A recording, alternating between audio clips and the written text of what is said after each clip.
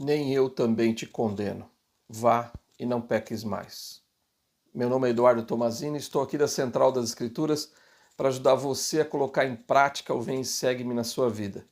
Se você ainda não é inscrito no nosso canal, se inscreve, dá um like se gostou do vídeo, ativa lá o sininho para você receber todas as notificações dos nossos vídeos, compartilha, esse vídeo com aquelas pessoas que você ama e também faça os seus comentários. Essa semana nós estamos estudando os capítulos de João de 7 a 10 e tem ali experiências maravilhosas, grandiosas. Nem dá para a gente abordar tudo num vídeo só. E são tantas experiências extraordinárias e tocantes, mas eu escolhi uma delas para falar para você hoje. E lá está em João 8, do capítulo 8, dos versículos de 2 até o 11, que é a mulher pega em adultério. Essa é uma experiência, assim, uma das mais tocantes, na minha opinião, dos vários episódios, das várias experiências que Cristo teve aqui na Terra. Essa é uma experiência que me chama muita atenção devido à atitude do Salvador, a atitude do bom pastor, que ele sempre foi. Então eu queria ler assim na íntegra os versículos para que a gente entenda bem o que está acontecendo. E pela manhã cedo voltou para o templo, e todo o povo vinha ter com ele, e assentando-se os ensinava. E os escribas e fariseus trouxeram-lhe uma mulher apanhada em adultério. E pondo-a no meio, disseram-lhe: Mestre, esta mulher foi apanhada no próprio ato adulterando. E na lei nos mandou Moisés que as tais sejam apedrejadas. Tu, pois, que dizes? E isso disseram eles, tentando-o para que tivessem de que o acusar. Mas Jesus, inclinando-se, escrevia com o dedo na terra. E como insistissem em perguntar-lhe, endireitou-se e disse-lhes: Aquele que dentre vós está sem pecado, que seja o primeiro que atire pedra contra ela. E tornando a inclinar-se, escreveu na terra. Porém, ouvindo eles isso, e acusados pela consciência, saíram um a um, começando pelos mais velhos até os últimos. Ficaram só Jesus e a mulher que estava no meio. E endireitando-se Jesus, e não vendo ninguém mais do que a mulher, disse-lhe: Mulher, onde estão aqueles teus acusadores? Ninguém te condenou? E ela disse: Ninguém, Senhor. E disse-lhe Jesus: Nem eu também te condeno. Vai-te e não peques mais. Essa é realmente um episódio extraordinário. Mas eu queria falar de alguns pontos importantes aqui nessa escritura. Primeiramente, a mulher sendo pega no ato adulterando, um pecado muito grave. Na lei de Moisés dizia que realmente as pessoas eram apedrejadas, e essa era a lei de Moisés mesmo. Só que Cristo queria dar uma lição, nos escribas e fariseus ali. E deu realmente uma grande lição para eles. Mas então, quando eles chegam com aquela mulher, eles falam para Cristo assim: e aí, o que o senhor tá, o que a gente tem que fazer? Apedrejar ela ou deixar ela embora? E aí eles queriam pegar Cristo. Se ele dissesse, por exemplo, pode apedrejar, ele estaria indo contra aquilo que ele estava ensinando, que era a lei do Evangelho. Ele estava fazendo a transição da lei de Moisés para a lei do Evangelho. Se ele dissesse não apedreja, ele estaria indo contra a lei de Moisés. Então eles queriam pegá-lo de algum jeito. Mas a gente sabe que o Todo-Poderoso, Cristo, o Senhor, sabe todas as coisas e entende o coração e a mente dos homens.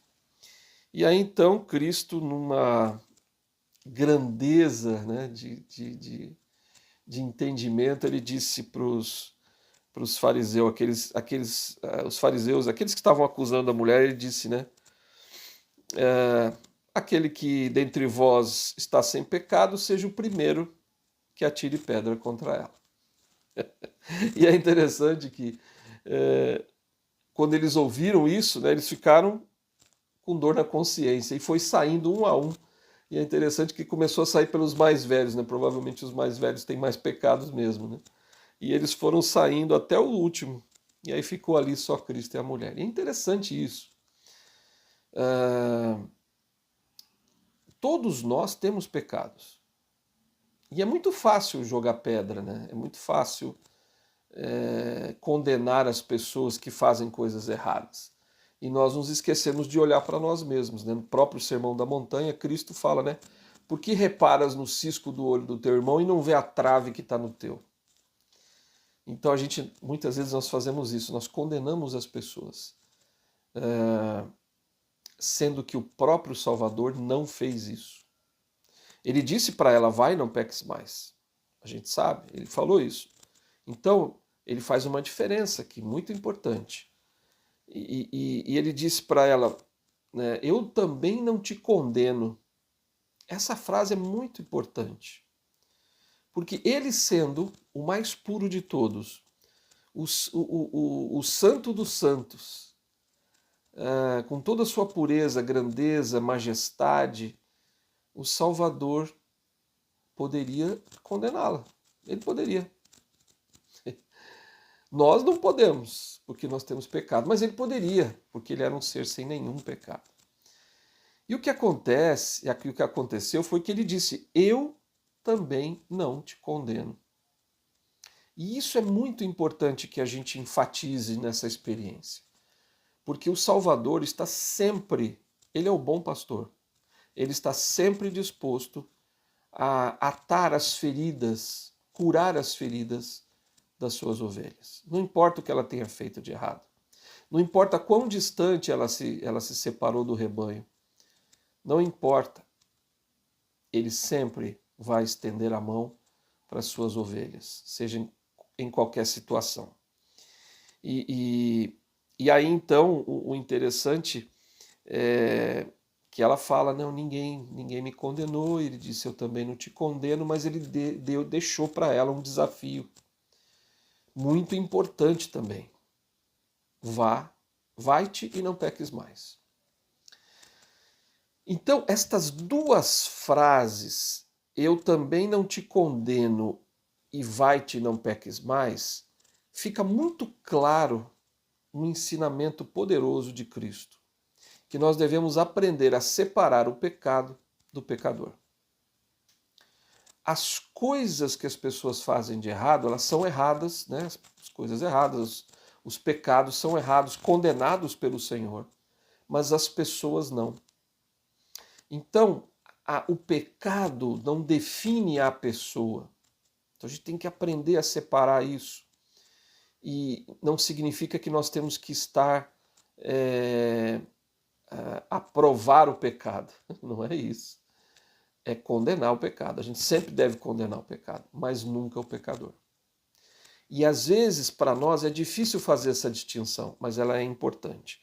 Então tem vários princípios que nós aprendemos aqui nessa experiência de Cristo. E eu coloquei 5 coisas importantes que nós aprendemos aqui com Cristo. Então vamos lá. Primeiro é que ter compaixão por todos os pecadores em vez de condenação. Afinal, todos nós somos pecadores. Então, ter compaixão pelas pessoas, não importando o que ela faça de errado. Então, o presidente Nelson até falou no seu último discurso, né, agora na Conferência Geral, ele falou procura-se pacificadores, ele falou como a gente deve tratar as pessoas. Ele falou até uma pessoa que é divorciada na igreja, às vezes é discriminada, uma pessoa, um jovem que não tem um testemunho forte, ou uma pessoa que, qualquer que seja a sua condição, nós temos que tratar bem todas as pessoas.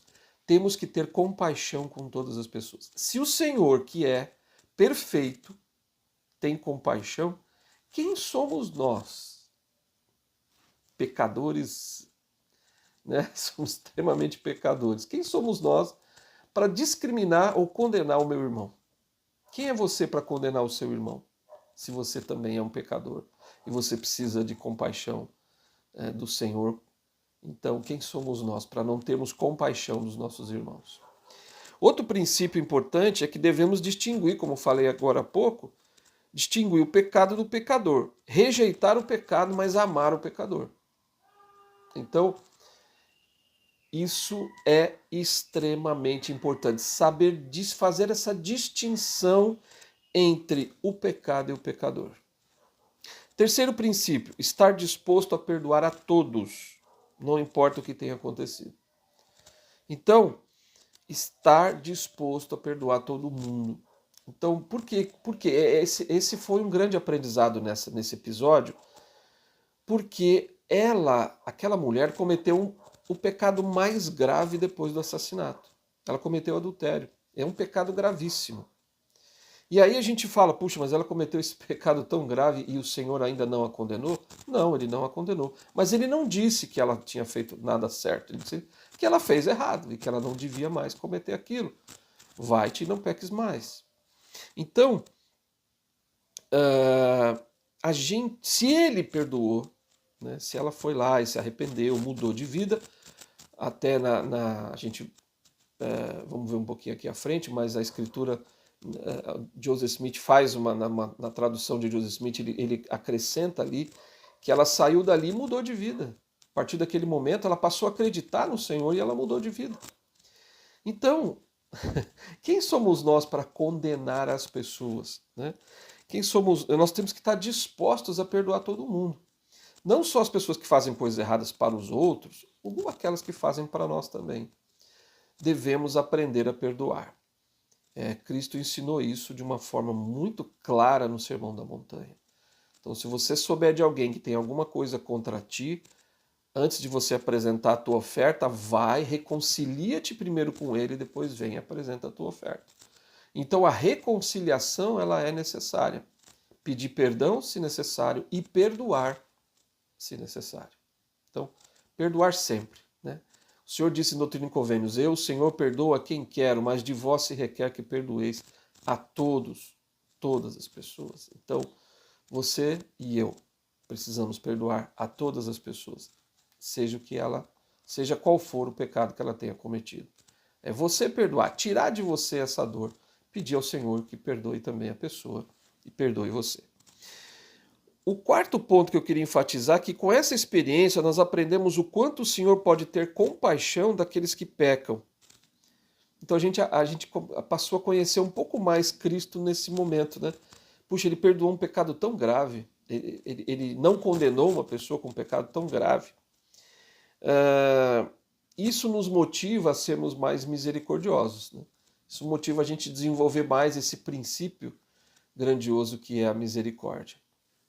E o quinto ponto, é tudo muito interligado, né? Mas o quinto ponto que eu quero enfatizar é não discriminar qualquer pessoa. Devemos acolher aqueles que se sintam abandonados, solitários, sem esperança, tristes, pessoas que têm dificuldades, desafios físicos, emocionais, espirituais, sejam quais forem os desafios que ela tenha, nós temos que ser como Cristo e acolher todas as pessoas. Eu peguei na própria designação dessa semana do Vem Segue-me, lá tem um discurso do Elder Runland, Dale G. Runland, Nosso Bom Pastor, de abril de 2017. Um discurso maravilhoso que aconselho você a ler. Ele diz o seguinte, o impacto de se distinguir entre as características externas, ele conta aqui, na verdade, nesse discurso, um pouco sobre os miseráveis, né? O Victor Hugo escreve um livro, um livro chamado Os Miseráveis. Eu até assisti a peça, achei sensacional. Então ele está falando um pouquinho desse discurso, desse livro, né? Dessa história dos miseráveis. Ele fala assim, o impacto de se distinguir entre as características externas de uma pessoa e a pessoa em si é o ponto central do romance Os Miseráveis. Então, olha só, ele está falando o impacto da gente distinguir as características externas, né, de uma pessoa e a pessoa em si. Então, a gente precisa aprender que as coisas que as pessoas fazem não as define, não é isso que ela é. Muitas vezes, a não ser que ela faça aquilo durante muito tempo, ela passa a ser aquilo, mas a gente não pode definir as pessoas pelas coisas que elas fazem. Então a gente precisa tomar muito esse cuidado. Bom, e aí ele vai falando aqui do romance, né, Os Miseráveis, do autor francês Victor Hugo. No princípio do romance, o narrador apresenta Bienvenu Muriel, que é o bispo da cidade de Digne, e aborda um dilema enfrentado por ele. Deveria ele visitar um homem que é um ateu confesso e desprezado na comunidade devido a seu comportamento passado na Revolução Francesa? Então, o bispo, né, da igreja, lá naquela época, acho que era a igreja católica, e ele enfrentou vamos dizer assim, ele ficou numa bifurcação, né? O que eu faço? Visito ou não visito um homem que é ateu, que é desprezado na comunidade, enfim. O narrador, ali do livro, né, da história, o narrador afirma que o bispo naturalmente podia sentir uma profunda aversão pelo homem. Em seguida, o narrador faz uma simples pergunta: por acaso a sarna da ovelha deve afastar o pastor? Respondendo pelo bispo, o narrador dá uma resposta definitiva: não. Então, gostei muito dessa frase, né? Por acaso a sarna da ovelha deve afastar o pastor? Com certeza as nossas sarnas não afastam o Salvador de nós. Pelo contrário, ele quer trazer-nos para perto dele. Ele nos convida a irmos para perto dele, porque ele tem a cura para a nossa alma. Então, não importa a sarna que a gente tenha, não importa a intensidade dessa sarna, o Senhor sempre estará disposto a curar as nossas feridas, porque Ele é o bom pastor. E o Elder Rutland fala, né? Uma vez que nas Escrituras Deus usa a doença como uma metáfora para o pecado, é justo perguntar como Jesus Cristo reage quando se depara com nossas doenças metafóricas, ou seja, nossos pecados. Afinal, o Salvador disse que ele não pode encarar o pecado com o mínimo grau de tolerância. Então, como ele pode olhar para nós, imperfeitos como somos, sem ele se afastar com repulsa e aversão? Então, como é que o fato dele não tolerar o pecado, né, ele não, o mínimo, tem nenhuma tolerância com o pecado, absolutamente nenhuma. Então, como é que ele pode não se afastar da gente quando a gente comete um pecado? E aí o Elder Rutland, a resposta é simples e clara. Sendo o bom pastor, Jesus Cristo enxerga a doença em suas ovelhas como uma condição em que necessitam de tratamento, de cuidado e de compaixão. Esse pastor, o nosso bom pastor, alegra-se ao ver suas ovelhas doentes progredirem até que sejam curadas. Que lindo isso, né? Então, Cristo sendo o nosso bom pastor, ele se alegra quando a gente está curando as nossas doenças. Como ele disse nas Escrituras, né? Como os céus se alegram quando um pecador se arrepende, né? Então, é isso que a gente precisa entender. Que nós precisamos estar sempre prontos a pedir perdão dos nossos pecados, a mudar as nossas atitudes e sempre aceitar as pessoas, não importa, né? Ter compaixão pelas pessoas, não importa o que elas fazem. Então, essa é a forma como o Salvador nos ensina. Jesus certamente não tolerava o adultério. Ele está falando agora daquele episódio da mulher pega em adultério. Então ele não tolerava o adultério, mas ele também não condenou a mulher. Ele a incentivou para que ela mudasse a vida dela. Ela foi motivada a mudar por causa de sua compaixão e de sua misericórdia. Então veja que interessante. O que motivou aquela mulher a mudar de vida foi a compaixão, a misericórdia que Cristo teve por ela. Então, se nós agirmos da mesma maneira, a gente pode ajudar as pessoas a se motivarem a mudar suas vidas. Se nós tivermos compaixão, se tivermos amor por elas. Não importa o que elas façam. Na tradução de Joseph Smith, como eu tinha falado anteriormente, a Bíblia atesta seu decorrente discipulado. Né? Depois que fala lá assim, ó. E ela disse, ninguém, Senhor, e disse-lhe Jesus, nem eu também te condeno, vai-te e não peques mais. E a mulher glorificou a Deus a partir daquela hora e creu no nome dele. Então olha que lindo isso. Ela passou a mudar a vida dela depois daquilo. Então quem somos nós para condenar alguém? A gente pode atrapalhar o progresso de uma pessoa. A gente pode ser um obstáculo para a mudança de alguém se a gente discriminar a pessoa, se a gente condenar a pessoa. Então a gente tem que tomar muito cuidado com isso. Se o Senhor, eu volto a repetir, se o Senhor, que é um ser perfeito, perdoa todas as pessoas que se arrependem, quem somos nós para não perdoar? Se o Senhor não condena as pessoas, quem somos nós para condenar? Se a gente precisa de perdão o tempo todo, se a gente precisa se arrepender o tempo todo, se a gente é pecador, né? A mensagem para nós é clara, diz o Elder Rowland. Um pecador arrependido se aproxima mais de Deus do que a pessoa presunçosa que condena o pecador. Olha só. Embora Deus tenha empatia, não devemos erroneamente acreditar que ele seja tolerante ou liberal com o pecado. Não é isso. A gente deixou bem claro que existe uma separação aí entre pecado e pecador. O pecado ele não tolera nenhuma tolerância, mas o pecador ele não condena. Ele quer que ele venha, que ele mude de vida e deixe o pecado. Ele não é, né, liberal com o pecado. O Salvador veio à Terra para nos salvar de nossos pecados e, sobretudo, não vai nos salvar em nossos pecados. Então tem uma diferença de nossos pecados ou a diferença entre de nossos pecados com em nossos pecados. Então ele não vai nos salvar em nossos pecados. Nós vamos ser salvos só se nós nos arrependermos de nossos pecados.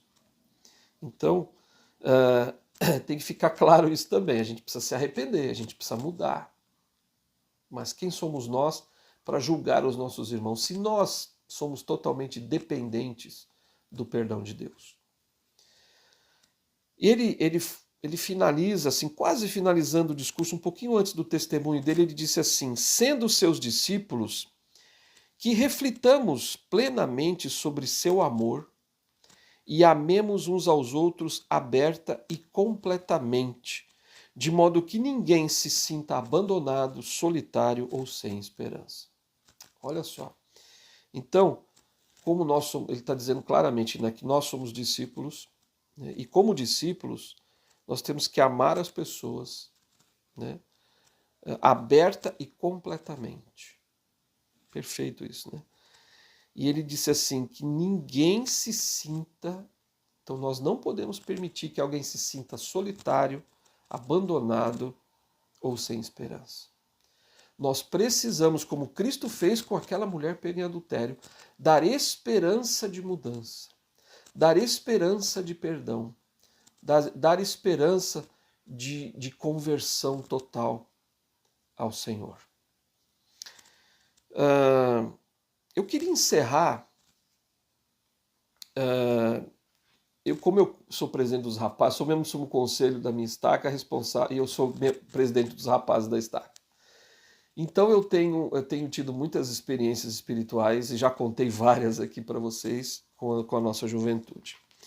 Mas eu assisti a um evento mundial, tá lá na Biblioteca do Evangelho, você pode assistir, um Elder Gong. Foi o último evento mundial que ele fez para os jovens, que se chama Posso Tudo em Cristo. É maravilhoso, é maravilhosa, o evento é maravilhoso, as coisas que acontecem, as coisas que são faladas, que é para a juventude, mas se aplica muito a nós. Mas o Elder Gong, ele finaliza o evento e ele começa a dizer algumas coisas. Dentre as coisas que ele vai falar, ele conta uma experiência que me tocou profundamente e que se aplica claramente aqui para nós agora, para você. Então eu queria que você prestasse muita atenção nisso e que você e eu possamos absorver essa mensagem do Elder Gong. É uma pequena experiência que ele conta. Ele disse assim: às vezes nos sentimos inadequados, não bons o suficiente e talvez até indignos.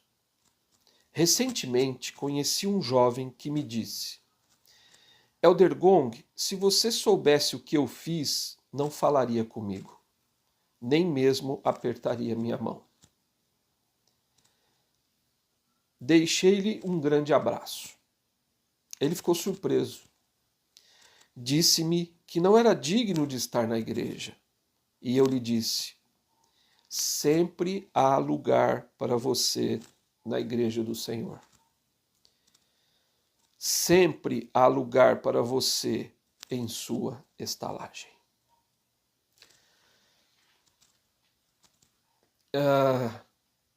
Pense nisso.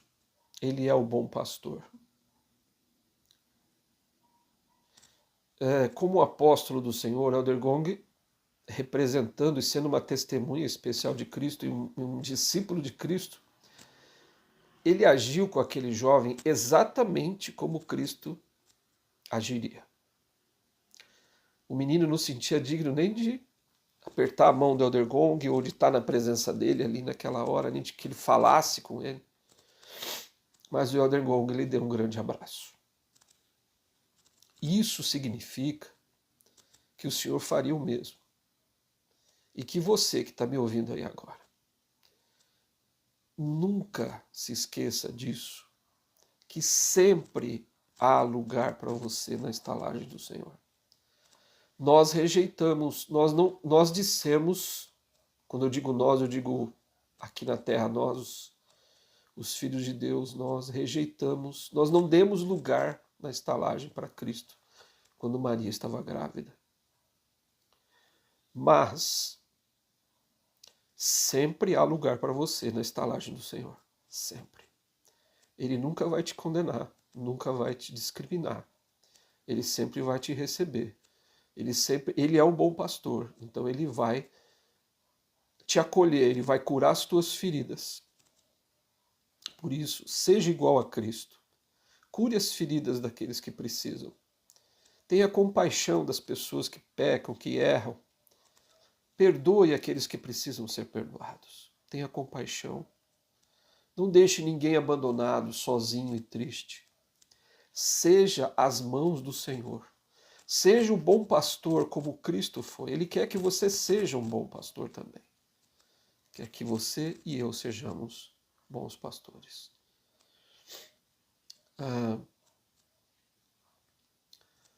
Estenda a sua mão. Abra os teus braços e receba aqueles que precisam da sua ajuda sempre. Porque é assim que o Salvador é. Se ele é um ser perfeito e recebe a todos, está sempre com os braços abertos para receber a todos, quem somos nós? Quem somos nós para não abraçar os nossos irmãos que precisam da nossa ajuda, da nossa bênção, do nosso amor? Te vejo no próximo vídeo.